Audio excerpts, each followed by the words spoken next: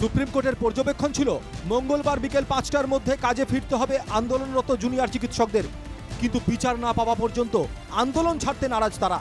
এই পরিস্থিতিতে বারুইপুর হাসপাতালে কোনো জুনিয়র চিকিৎসক না থাকায় বাড়ছে রোগীদের চাপ। ঘন্টার পর ঘন্টা লাইনে দাঁড়িয়ে তবেই মিলছে পরিষেবা। তবে আন্দোলন থেমে গেলে বিচার না মেলার সংশয় রোগীদের মধ্যেও। তারা ২৪ ঘন্টা আন্দোলনে না থেকে যদি ১২ ঘন্টা কাজে আসুক, ১২ ঘন্টা আন্দোলন করুক, তাতেই আমাদের সুবিধা। আন্দোলন করুক, সেটাও তো আমাদের সুবিধা হবে। মানে ওরা যেহেতু ডাক্তার, ওরা একটা সামাজিক দায়বদ্ধতা তাদের আছে, সেই জন্য ওদের দুদিকেই চালাতে হবে। আন্দোলনটা অবশ্যই দরকার। আন্দোলন বন্ধ হয়ে গেলে বিচার আর হবে না।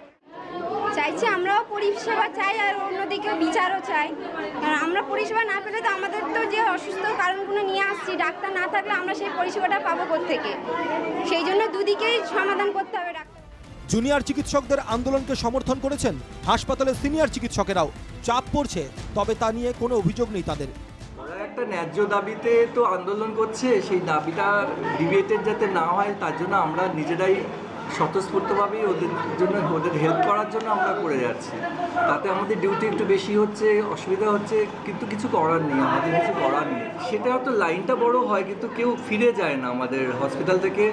মানে এমার্জেন্সি বলুন, আউটডোর বলুন, যদি কোনো সময় কোনো ডক্টর, স্পেশালিস্ট ডক্টর যদি স্পেশালিস্ট মানে ওপিডিটা বন্ধ করে, তারা কিন্তু এখানে বসে আমাদের মানে দুটোই সামাল দিয়ে দিচ্ছি, স্পেশালিস্টটাও সামাল দিচ্ছি প্লাস জেনারেলটাও সামাল দিচ্ছি। ন্যায্য দাবিতে চিকিৎসকদের আন্দোলনকে স্বতঃস্ফূর্তভাবে সমর্থন জানিয়েছেন চিকিৎসক থেকে রোগী সকলেই। তবে একই সঙ্গে উঠে আসছে পরিষেবা স্বাভাবিক রাখার দাবিও। উজ্জ্বল সরকারের রিপোর্ট, NKTV বাংলা।